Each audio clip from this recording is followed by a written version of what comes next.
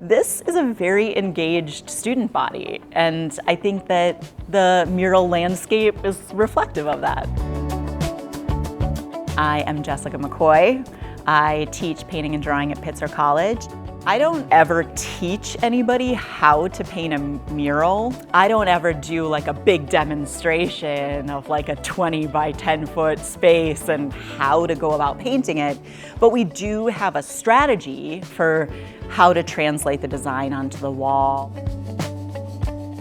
There's lots of ways in which you can approach a mural. You can make it just decorative. We also have political statements, or people asking questions or like wanting to incite a conversation. I think it's reflective of how curious and invested and hopeful and just interested in the world our students are. The reason I think art is really important is because it teaches you to notice things in a different way.